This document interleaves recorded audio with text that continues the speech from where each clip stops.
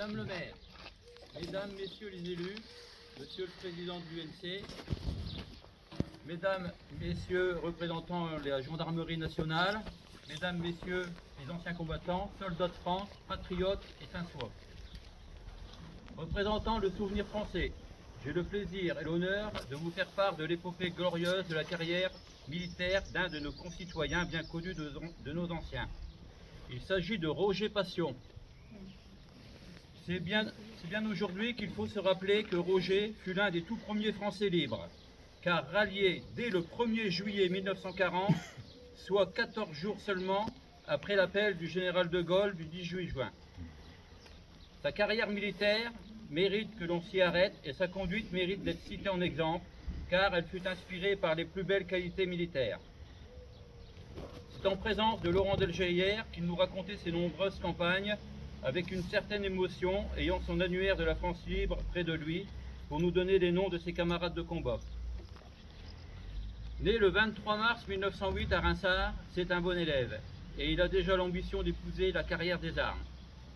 Son papa était contremaître chez Péqueriot au pavé. À 20 ans, il s'engage au 21e régiment d'infanterie coloniale. Avec ses troupes réputées, portant l'encre d'or comme écusson de reconnaissance, il part après une période d'instruction en 1928 au Maroc, dont la pacification est en cours. Il participe aux opérations de l'Atlas, du Moyen Atlas, du Tiloubuit, de l'Ifesfest en juin et juillet 1932.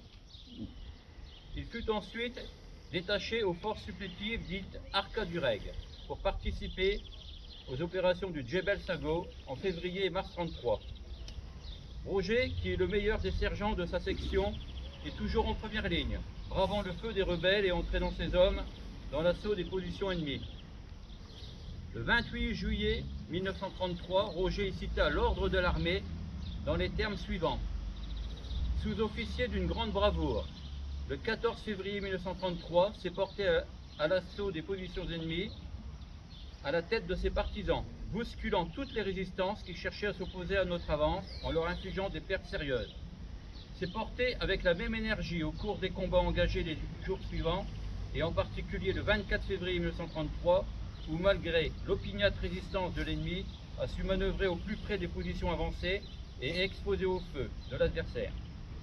Au cours de l'action, s'est spontanément porté au secours d'un officier grièvement blessé et l'a ramené dans nos lignes, malgré la violence du tir de l'ennemi, faisant preuve du plus beau dévouement.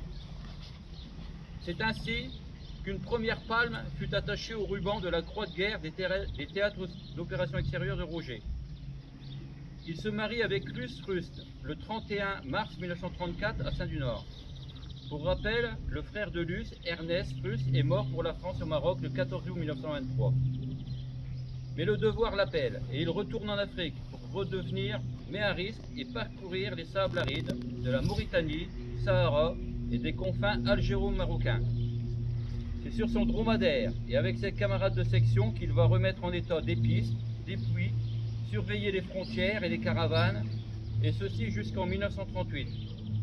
Il revient ensuite en France pour donner des cours aux élèves officiers de réserve. Il participe à la lutte contre les incendies qui sévissent dans le Lavandou et l'Estérel en 1939. En mai 1940, Roger est avec le 3e bataillon du 24e régiment d'infanterie coloniale à Tripoli au Liban. Le 17 juin, ce bataillon est basé sur l'île de Chypre, avec 900 hommes. Un officier, le capitaine Lorotte, est au courant de l'appel du 18 juin du général de Gaulle et contacte Roger qui rejoint les 340 hommes volontaires pour continuer le combat partout où cela sera possible.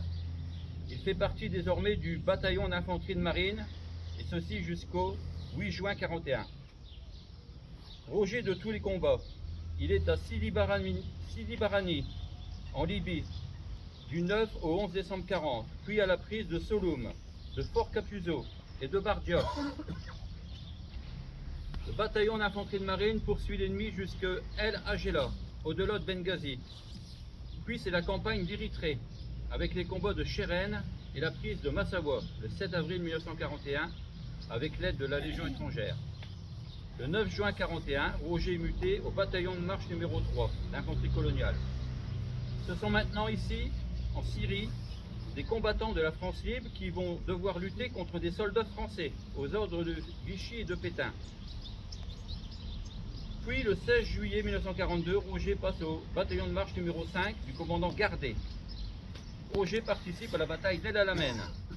Il combat à El Alfa du 23 octobre au 2 novembre 1942. Après, c'est la poursuite vers la Tunisie et le combat de Takrouna à l'ouest d'Amphi-de-Ville le 11 mai 1943, où Tara Belbeu, c'est son nom de guerre, se distingue particulièrement. Il est encore cité. Débarqué à Naples le 17 avril 1944, après une période d'instruction, il est le 12 mai au combat sur le Garigliano. Et dans la nuit du 17 mai, il s'empare de Monte Calvo. Et le 19, Roger est grièvement blessé au mollet par un éclat d'obus dans les combats du Rio Formocuez. Pour lui, la guerre est finie. Et il est malheureux de laisser ses camarades de combat, dont plusieurs dizaines vont encore disparaître d'ici la fin de la guerre. Voici sa citation de nomination au grade de chevalier de la Légion d'honneur. Passion Roger, adjudant-chef, vieux sous-officier colonial, rallié à la France libre à Chypre dès juillet 40. Le 19 mai 1944, au Rio Formocueza, en Italie, a eu le mollet déchiré profondément par un éclat d'obus, alors qu'il s'élançait à l'attaque à la tête de sa compagnie. Refusant toute aide et faisant preuve d'une énergie surhumaine, s'est évacué lui-même, bien que le terrain fût montagneux et extrêmement difficile, confirmant ainsi sa réputation d'énergie et de dynamisme. Médaille militaire du 2 juin 1943, plusieurs fois citée, la présente promotion et nomination comporte attribution de la Croix de guerre avec palme. Ainsi donc, Roger Passion était titulaire des décorations suivantes: Légion d'honneur, médaille militaire, Croix de guerre des théâtres d'opérations extérieures, Croix de guerre 39-45 avec 2 étoiles, médaille de la résistance, médaille coloniale avec les agrafes Maroc, Érythrée, Libye, Tunisie 1942, Tunisie 1943, médaille du Levant, engagé volontaire 1939-45 avec agrafe Afrique, France, médaille de la France libre, médaille d'Italie, croix du combattant 39-45, croix des volontaires de la résistance et insigne des blessés. Après une longue convalescence, Roger quitte l'armée et revient doucement à la vie civile. Il reprend un emploi à l'usine du sucre de lait à Saint-du-Nord. Il n'a jamais caché ses idées politiques et ne jurait que par le grand Charles. On le comprend. Il décède le 29 décembre 1987 à l'âge de 79 ans, laissant l'exemple d'une vie d'honneur, de courage et de dévouement pour la France, entouré du respect de tous ceux qui l'avaient connu.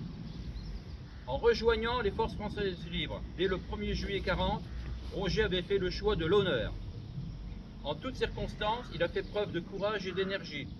Adjoint en lieutenant de compagnie, il s'est toujours acquitté de ses fonctions avec autant de zèle que d'intelligence. Très estimé de ses chefs et aimé de la troupe qu'il commandait, il fut souvent cité comme exemple dans les troupes coloniales.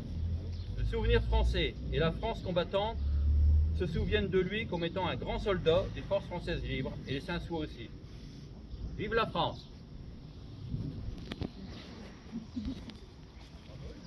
C'est important à chaque cérémonie d'avoir ce moment.